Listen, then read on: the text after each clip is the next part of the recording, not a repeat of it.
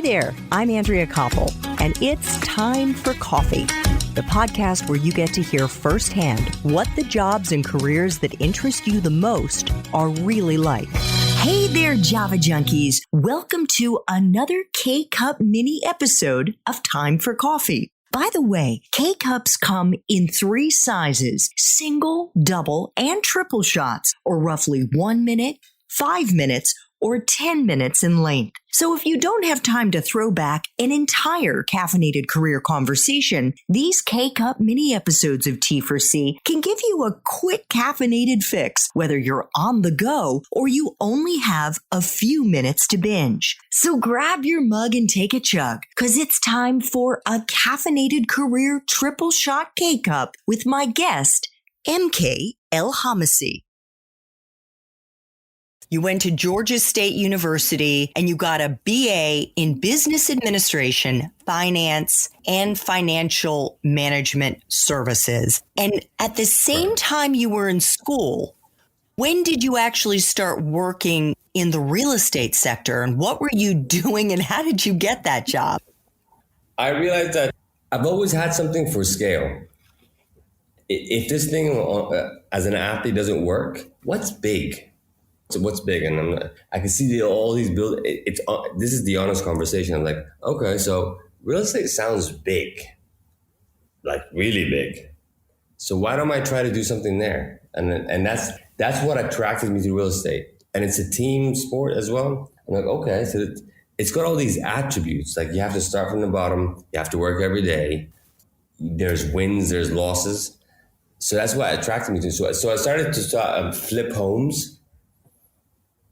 I'd say my junior year, I started to flip homes. I made no money. I lost so much money. After I graduated, I met up with Gerald Blonder, who was at the time called the godfather of apartments in Atlanta. And this is what's so cool about the story is that I met him after I had literally given up. So here's a Muhammad in the US, giving up because nobody wants to talk to him after September 11th, to be actually mentored by a very prominent Jewish developer in Atlanta. And that was like, that was just so cool. And I was with him for years. Like he was my mentor, not just in business and life for like, I'd say 7 years. He kind of shaped my life during that period. And how did you meet him? Internship. It was an internship. And how did you get the internship? I forced my way through. I was like at the brink. I'm like, you can't give up. And I heard so much about him. And I'm like, you know what? Thinking as an athlete, this is the win. This is a win. So if you go in as a Muhammad to meet Gerald and get Gerald to sign you today as an intern, that's kind of cool. So that's what I went for. So I went in, I did the full, the best sales pitch I've ever done in any project or any business was to convince him to take me under his wings. So did you set up an appointment or did you just like show up one day? I showed up one day. No, I showed up many days. I showed up many, many, many days. Now remember, this is Atlanta. So a Muhammad showing up every day was like kind of weird. I was like, what? Why is he there? So he eventually saw me. I had to go through his son first, and his son was very, very aggressive. Kind of kicked me out of his office. I'm still gonna come back tomorrow. Because I believed in a whole dream kind of thing. So how many times did you go back to the office before you actually connected? 7. 7. I will never. And were you just like waiting? I'm sorry. Were you waiting to run into him? Is that what you were doing? That's what I was trying to do. Because I had nothing better to do. So I'd sit there the whole day. And the whole day? Oh, yeah. I have nothing to do. That's what I'm saying. Like, I'm thinking like an athlete. So I'm like, this is training. Sit. If he shows up, he shows up. If he doesn't show up, it's not really a loss. Not yet. We'll come back tomorrow. And so you finally got in the room with him. And Yes. what did you say? I said to him, here's the situation. I thought I was going to be this soccer player. I graduated as Muhammad. No one wants to talk to me. I'm not really after money, but I think I like real estate and I'm not sure why. Why don't you just try me? That's exactly what I said. He sat down and he's like, try you in what? I'm like, I don't really care in anything. And that's exactly how it happened. And he said, yeah, sure. Come back tomorrow. And what happened then? Then we started. Then I worked. I started also consulting at that time. He helped me get this job in consulting. So he's like, I'll help you. I'll become your mentor. You don't have to tell anyone that I'm your mentor. You don't have to intern over here. The best thing for you to do is to go work for this person. Go work for this person because I know this person. And in the meantime, you will get access to me all the time because you're working for this person. And this is how I'm going to mentor you. And that's how the relationship started. And for years and years and years, I was like, I get to see him every single day. Look, there was a time, I always say this, like there was a time that I would actually take his charity contribution checks to the synagogues. And back then we just worked on checks. So it was so cool to drive up to a synagogue as a Muhammad post 9/11 and say, hey, here's your check. Have a good day. It was just so human. There's something so human about that I really enjoyed. Your bio says that in 2002, you started working in low-income housing projects before you became a managing partner in one of the leading, was it real estate consulting practices in Atlanta? It was a tax real estate consulting business, correct. I was fortunate enough, again, I met with the lower income housing tax credits. I was working with 2 developers, basically, or 3, that are huge. And I got to see the value of real estate through them. So we would go into these cities that are completely just torn down. And the idea was very simple. If you go in, rebuild this section of the city, you're going to get a tax break. That's just the simple law. And I would watch the whole project. I was like, wow, we just built a city for all those people. That is so cool. That's when I really fell in love with real estate. When you can see what real estate does to people's lives. From then on, all the way up until 2012, that's all I worked on. MK, do you have any advice for our young listeners as to how they should seek out and cultivate a mentor or mentors in their lives? You just got to keep trying. Like, today we give up too fast on anything. We call it a pivot, we call it this or that, but no one wants to put in the real effort. Like just sit there every day for 7 days a week, not knowing what the outcome is.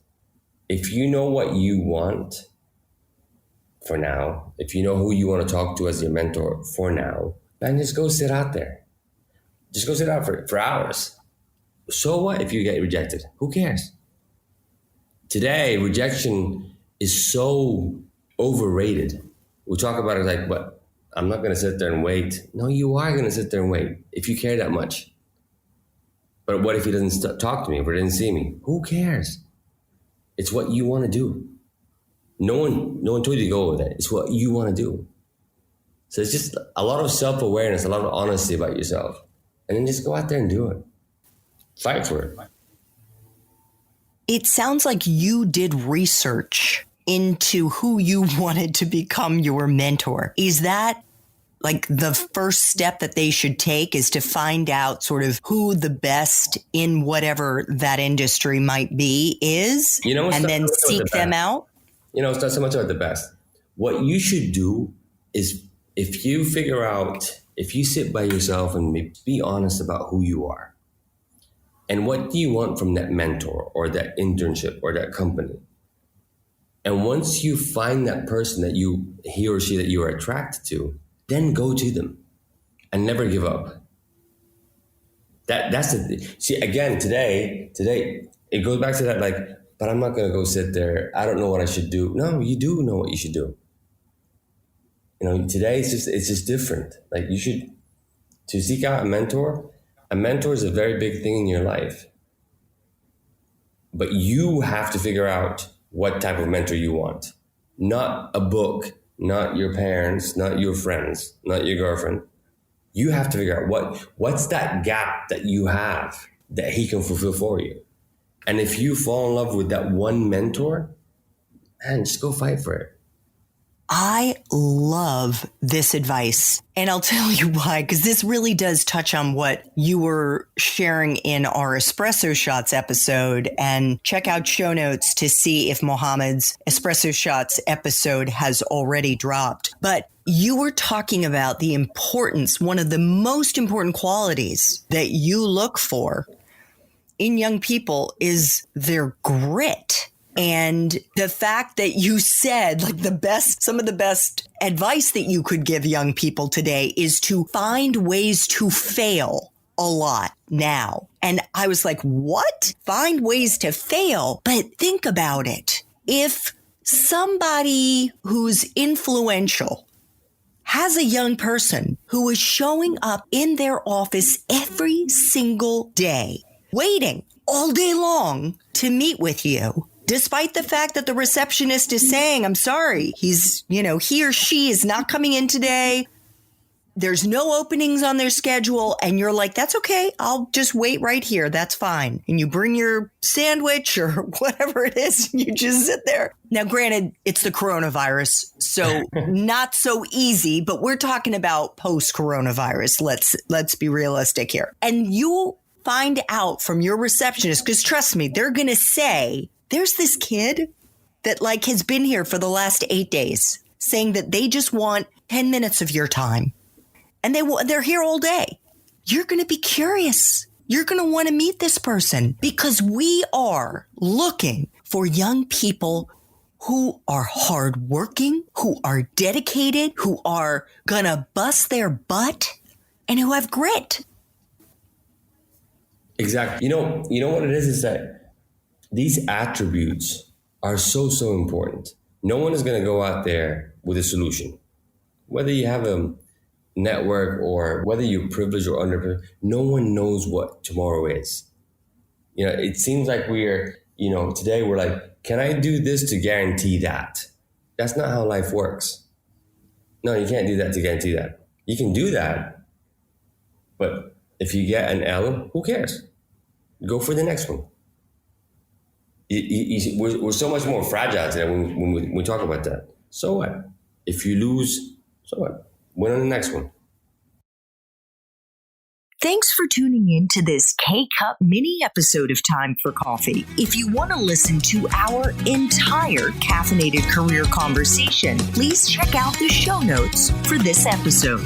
Thanks so much for listening to Time for Coffee, where the professionals in the jobs that most interest you always have time to grab coffee 24/7, no matter where you live. I have one quick favor to ask you. Remember to rate, review, and subscribe to Time for Coffee. Thanks so much.